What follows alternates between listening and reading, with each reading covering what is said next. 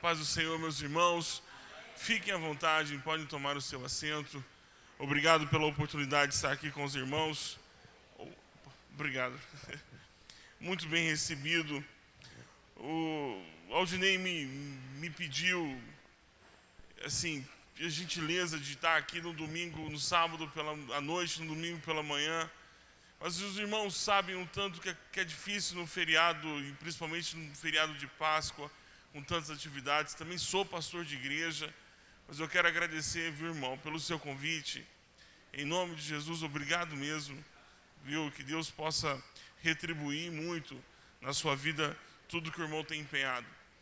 Nós pastoreamos uma igreja no Garavelo, estamos implantando uma igreja lá, e com muitos desafios e com muitas dificuldades. Implantar uma nova congregação, uma igreja, não é um trabalho fácil, por isso conto com os irmãos, conto com a oração dos irmãos e das irmãs. Amém? Ok. Dito essas coisas, vamos ao texto. Efésios capítulo 2.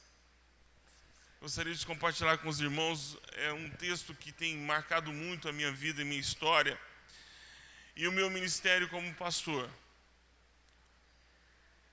Que é um texto que vai nos ensinar de onde nós viemos, quem nós somos, para onde vamos e o que temos que fazer enquanto Jesus não volta. É um texto que resolve muito. Abençoar uma nova geração, abençoar as gerações futuras, é ensinando-as aquilo que Deus primeiro nos ensinou. Somos responsáveis de transmitir aos nossos filhos e às nossas filhas tudo quanto Deus nos ordenou. Aquilo que retemos, aquilo que seguramos, aquilo que não testemunhamos, é palavra não revelada, é orientação não dada, é vida não transmitida. Todas as vezes que um pai e uma mãe silenciam o seu coração para o seu filho, sua filha, toda vez que um pai substitui a leitura do texto bíblico por qualquer outra coisa, quando um pai ausenta-se da presença de seus filhos para ocupar a sua cabeça com qualquer outra coisa, está dando lugar a uma margem de gente que não quer a saúde nem a felicidade de seus filhos. Portanto, um alerta aos pais. E aqui eu falo aos pais, homens, não pais de maneira geral. Homens, papai, o macho, o homem. Preste atenção no que eu vou dizer para o irmão em nome de Jesus. A responsabilidade de levar a sua casa ao altar de Deus é sua. É sua. A sua esposa é sua ajudadora. Equivalente, igual, mas não é dela a responsabilidade. E quantos lares são guiados por avós, por mães, tias, porque o homem que deveria assumir o papel de ser o condutor, o fio condutor, como o irmão disse aqui, o vaso, se ausenta covardemente de suas obrigações. Deixa eu dizer uma coisa para o irmão, deixa eu dizer uma coisa para a irmã. A coisa não está pior, porque Deus é misericordioso. Se você for ir na CPP, você vai encontrar jovens entre 18 e 25 anos de idade, homens. A nossa população carcerária ela é negra, jovem, pobre e masculina. Sabe por quê? Porque os homens não assumiram o seu papel de pais. Mas vamos ao texto. Ele vos vivificou, estando vós mortos os vossos delitos e pecados. Efésios capítulo 2. Nos quais andastes outrora segundo o curso deste mundo, seguindo o príncipe do poder do ar, do espírito que agora opera nos filhos da desobediência. Entre eles, todos nós também antes andávamos nos desejos da nossa carne, fazendo a vontade da carne e dos pensamentos. Éramos, por natureza, filhos da ira, como também os demais. Deus, porém, que é riquíssimo em misericórdia, pelo seu muito amor com que nos amou, estando nós ainda mortos em nossos delitos, nos vivificou com Cristo. Pela graça sois salvos. E nos ressuscitou com Ele, fazendo-nos assentar nas regiões celestiais em Cristo Jesus, para mostrar nos séculos vindouros a abundante riqueza da sua graça, pela sua benignidade para conosco em Cristo Jesus. Pois pela graça sois salvos, por meio da fé. E isso não vem de vós, é dom de Deus. Não das obras, para que ninguém se glorie, pois somos feitura sua, criados em Cristo Jesus para as boas obras, as quais Deus preparou para que andássemos nelas. Glórias a Deus, glórias a Jesus. Deus é maravilhoso. Quando nós estávamos andando perdidos e vagando por aí, merecedores da ira de Deus, Deus, pela sua infinita misericórdia, sua infinita bondade, foi lá e nos encontrou e disse: eu amo você, venha. E aí você disse: mas eu estou tão sujo, eu estou sou tão pecador, eu sou tão pecadora, eu vivo uma vida que não me... Não, mas não tem problema, é aí nessa situação que você precisa ter vida. Venha.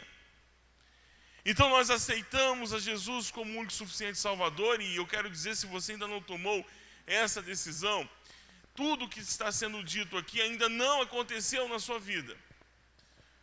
Se você não crê que Cristo é o único e suficiente Salvador, se você não confessa Jesus diante dos homens como seu Senhor, como o guia de sua vida, como o Senhor da sua história, o Senhor da sua família,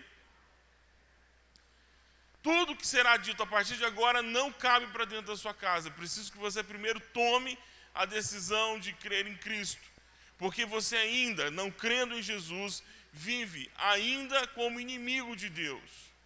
Você pode parar aí para pensar por um instante: como eu, inimigo de Deus? Desde pequenininho me ensinaram que todos são filhos de Deus. A palavra filho no Novo Testamento tem duas direções: uma para filho legítimo e um para filho adotado. E em nenhuma das situações filho é dado para aqueles que não seguem a Jesus como o único e suficiente Salvador. Você é feitura de Deus, criatura. Você é um homem ou uma mulher que Deus fez e ama, mas ainda não é, se não confessou, se não declarou, se não tem Jesus na sua vida como guia, como Senhor, se Ele ainda não é presente, você ainda está num estado que nós chamamos estado de inimizade contra Deus. Arrependa-se em nome de Jesus e venha para os braços do Pai. Eu vou dizer uma coisa para você: não vai melhorar nada. Porque eu podia estar te prometendo alguma coisa, mas não vai acontecer muita coisa não. Sabe o que vai mudar? Seu jeito de ver o mundo. Porque qual crente aqui que pode vir aqui pegar o microfone, se tiver, pode vir dizer que a sua vida nunca mais teve tribulação? Acabou de cantamos aqui que as tribulações vão vir. E quando elas vierem, nós vamos acionar o advogado. Cantamos aqui também que nem culpa, nem injúria nos afastarão, porque culpa e injúria virão contra nós. Então a coisa vai pegar. Não desista de Jesus. Eu quero dizer para você que você verá o mundo com os olhos da fé. Enquanto o mundo vê trevas, tristeza, você também verá trevas e tristeza, mas os seus pés estarão ancorados em Cristo Jesus, porque aqueles que estão em Cristo não vacilam. Vindo as tempestades, resistem. Porque quem está conosco nesse barco é o Senhor dos Senhores. A tempestade pegou Jesus e os discípulos ali em Marcos capítulo 4, início do capítulo 5. Nós não ficaremos isentos da tempestade nem da angústia, mas você pode ter certeza que aquele que domina a tempestade e também a angústia está conosco. Amém? Ok. Agora posso falar com os pais? A gente vai fazendo esses recortes para não deixar ninguém de fora. Não sei quando eu vou ter outra oportunidade, não sei quando nós nos veremos outra vez, não sei quando essa mensagem vai chegar, então a gente aproveita com um curto espaço de tempo para pegar todo mundo. Mas agora eu quero falar uma coisa especial aos pais, principalmente aos homens que estão aqui. E gostaria, em nome de Jesus, que todas as mulheres que estão aqui também, que também ouçam, e que inculquem na cabeça dos seus filhos ou de seus futuros filhos aquilo que ouvirão aqui essa noite. Se você perguntar para uma semente de abacate o que ela é, muito provavelmente, aí no seu coração, aí na sua mente agora, você está pensando, ela vai dizer que é uma semente de abacate. Se você perguntar para uma semente de abacate o que ela vai dizer, sou uma semente do abacate. Muito pelo contrário, sabe o que ela vai responder? Eu sou um abacateiro. Estou numa condição de semente. Me joga no solo, no lugar apropriado, e eu vou crescer e me tornarei um abacateiro. Desses que rompe muro, quebra telha, que entra na cisterna, a raiz vai invadindo, esses abacateiros mesmo. Me joga na terra que eu me tornarei um abacateiro. A crise, ou das crises que o mundo masculino vem vivendo, é uma crise de identidade. Nós temos homens que são homens no sentido estrito da palavra, são masculinos, não são afeminados nem efeminados, não são moças e não são homossexuais, são homens, mas que têm uma mente toda feminina. Uma maneira de calcular a vida muito feminina. E parte disso, porque nós hoje somos uma geração, a segunda e a terceira geração, de filhos, de mães solteiras. Nós somos hoje no Brasil uma geração de meninos e de meninas, mas principalmente de meninos, de homens, que não tem o nome do pai na identidade. O que era corriqueiro, o que era uma coisa extraordinária, passou a ser, aliás, uma coisa não corriqueira e extraordinária, passou a ser agora algo corriqueiro e normal. Você fazer a matrícula, olhar no documento de um cidadão e não ver a presença do nome de um pai. A figura masculina se ausentou de dentro de casa, por uma questão de identidade. Porque o homem, e o homem cristão, ele não consegue entender o que ele é, de onde ele é, para onde ele vai e o que ele deve fazer. Quantos não estão agora hibernando em algum canto da casa, enquanto a vida é gerida pela mulher? Estou dizendo aqui em situações extremas de desemprego ou acidente de trabalho, mas pelo amor de Deus, em nome de Jesus, não é isso. Mas quantos homens estão escondidos dentro de suas casas? Quem iniciou a congregação sabe o que eu estou dizendo aqui. O público é feminino e são crianças. Aonde estão os homens? Aonde estão os homens? Se nós fizermos aqui, irmão, uma pesquisa, uma contagem, se não tiver empatado o mesmo número de homens e mulheres, os homens estarão perdendo em termos de quantidade. Não é vergonha. A culpa não é do irmão. Não entenda como isso. É porque o homem parece que não está entendendo qual é o seu lugar na fé.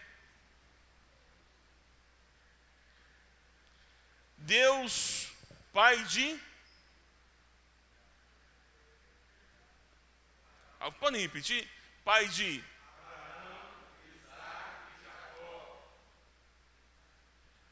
Seus netos dirão: eu sou servo do Deus vivo, da avó Joaninha, da tia Marisa e da minha mãe, Dona Lourdes, irmã Lourdes. grande parte da igreja evangélica não tem um referencial masculino como seu orientador espiritual. Quem conduz a criança à escola bíblica dominical? Quem, irmãos? A mãe. É a avó.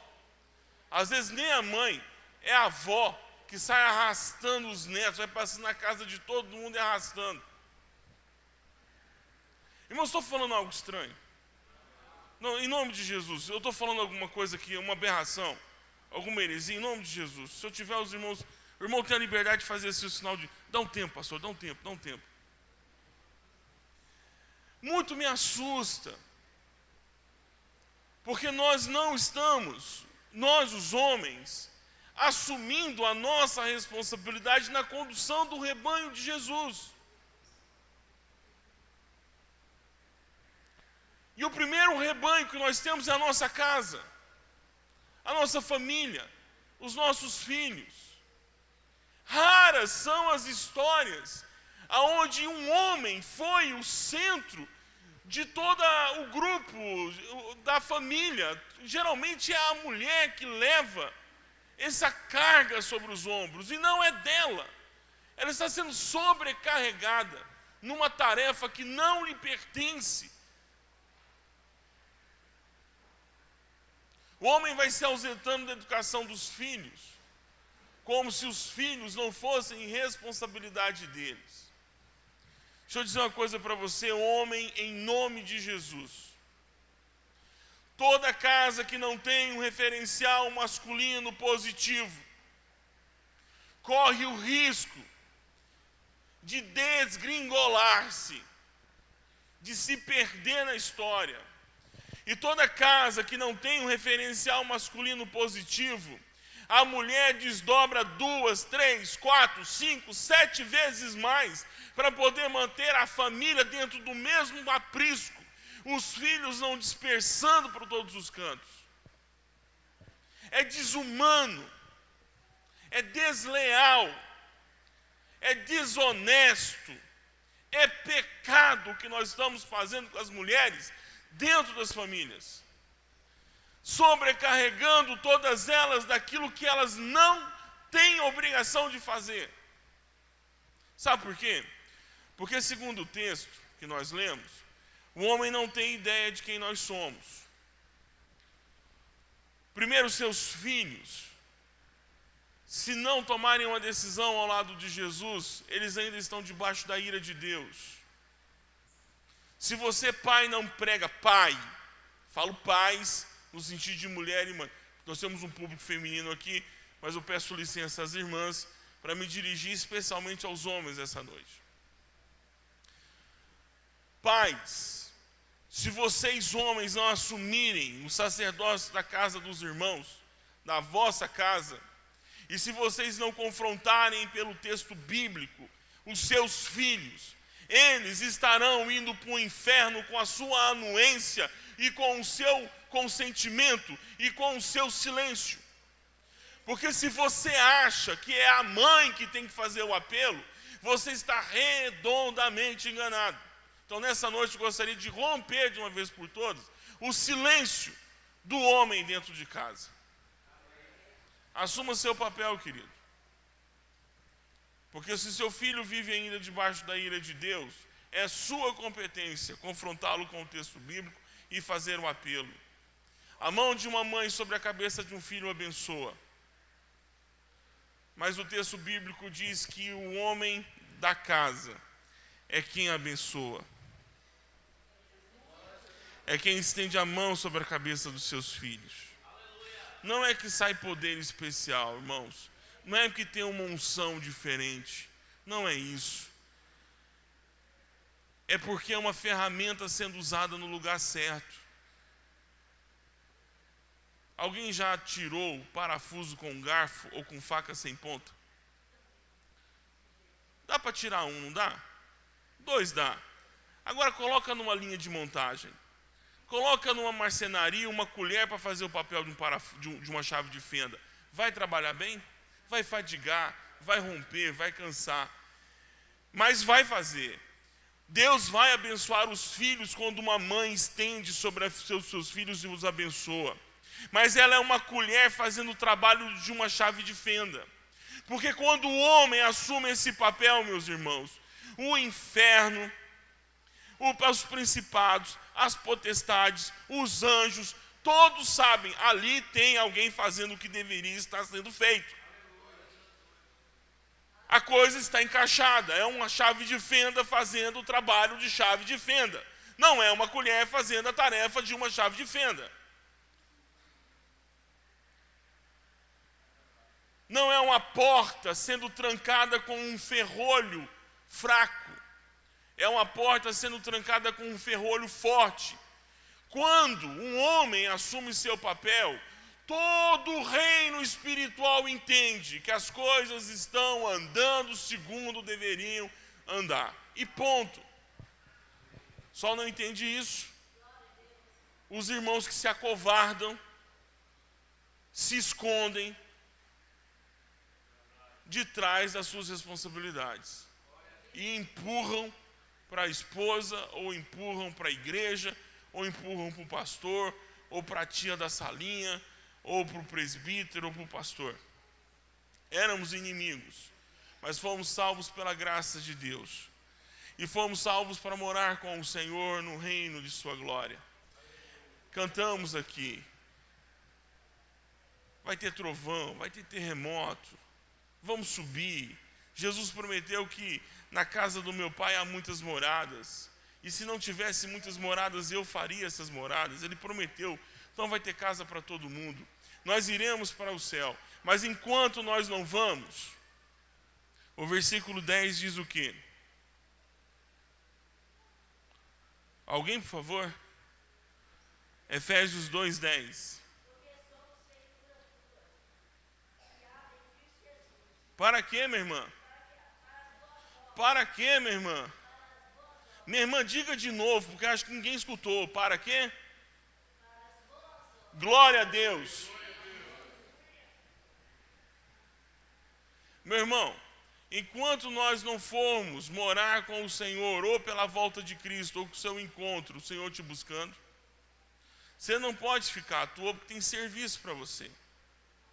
Feito por Deus antes de você se converter.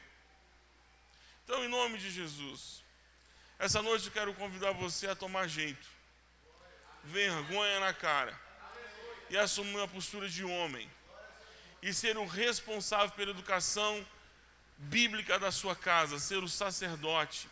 Você deve abençoar a sua esposa, abençoar os seus filhos, abençoar a sua casa. Você é o primeiro que tem que estar diante de Deus, orando e levando a sua família diante do altar. Você deve ser o homem que deve conduzir a sua casa em oração. Em nome de Jesus, cria jeito, irmão. Não terceiriza esse serviço mais não. Por favor. Não se esconda. Mas pastor, na minha casa, os meus filhos já não servem o Senhor. Não interessa. Seu cargo de sacerdote ainda está de pé. Você vai ao quarto dos seus filhos e você vai dizer para eles: eu os abençoo em nome de Jesus, em nome do Pai, do Filho e do Espírito Santo. Aquele o Senhor a quem eu sirvo, eu os abençoo.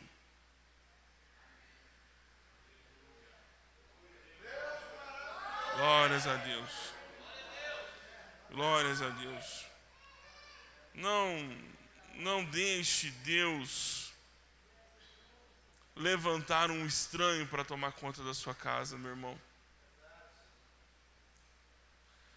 Não terceirize. Porque, segundo o texto, nós éramos inimigos de Deus. Fomos resgatados pela graça. E nós não fomos resgatados simplesmente para vivermos a vida que queríamos, mas fomos resgatados para viver a vida que Jesus desejou. Deixe-me resolver uma questão que parece que perturba o coração de alguns homens essa noite. Você pode estar perguntando: eu não tenho tempo. Muito bom o senhor estar falando isso. O senhor vive do ministério, então o senhor tem tempo. eu não tenho tempo. A minha casa, eu preciso e não tenho disposição de tempo. Deixa eu dizer uma coisa para você. Você não tem tempo que você não quer. Porque você pode dormir um pouco mais cedo, levantar um pouco mais cedo para fazer o serviço que você tem que fazer com os seus filhos. Você pode andar um pouco menos ansioso e tentando resolver todas as suas questões financeiras, andando por aí dando soco no ar, achando que você tem que resolver tudo e tudo ao mesmo tempo. Deixa eu dizer uma coisa para você, meu irmão. Eu digo em nome de Jesus.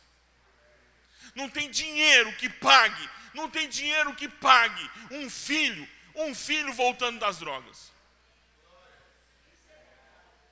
Agora, não tem dinheiro que pague evitar que um filho entre no mundo das drogas. Quantas vezes vi pais chorando leite derramado? Pastor, meu filho está nas drogas. Ok, o que nós vamos fazer? Eu não sei. A primeira coisa que você vai aprender a fazer, meu irmão, é ser pai. Eu sou pai para esse menino. E a resposta parece padrão. As irmãs façam assim se isso for verdade. A geladeira está cheia, não deixe faltar comida. As prestações estão pagas, estão tudo dormindo em cama limpa porque eu compro, eu pago, está tudo em dia. É verdade? É assim que responde? É verdade? É verdade? Acha que ser... Meu irmão, deixa eu dizer uma coisa para você. O governo consegue fazer isso melhor do que você, encher a sua casa de comida. Basta dar um cartão.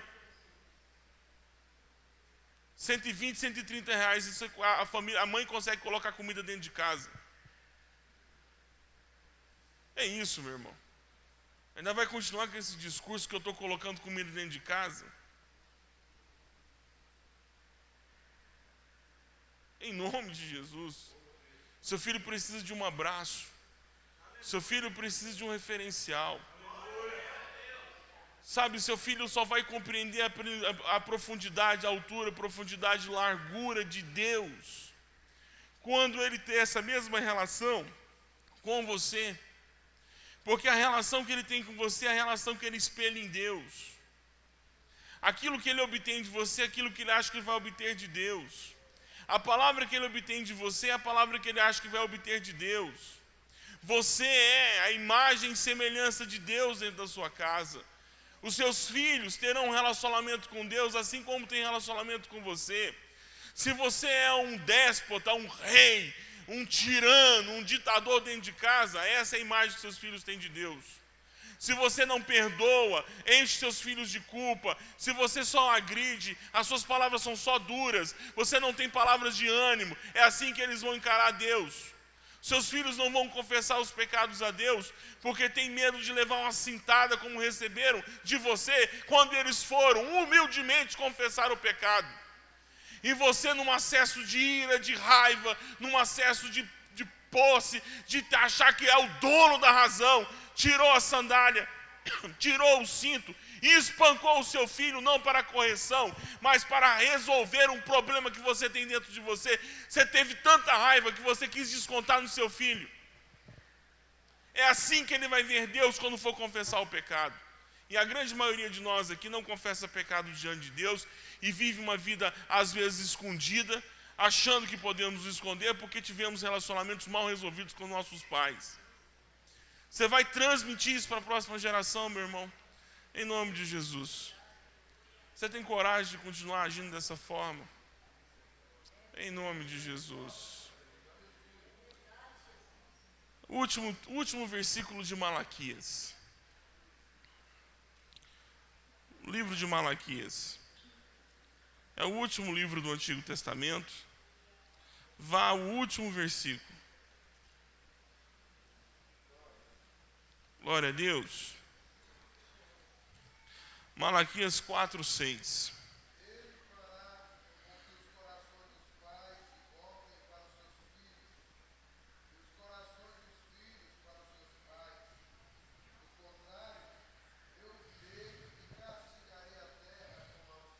Deixa eu dizer uma coisa para você, pai. Você quer abençoar a próxima geração? Converta-se ao coração do seu filho e permita que seu filho se converta ao seu coração. Em nome de Jesus. Amém? Glória a Deus. Quero orar por você. Eu queria que todos os homens ficassem de pé. Por favor.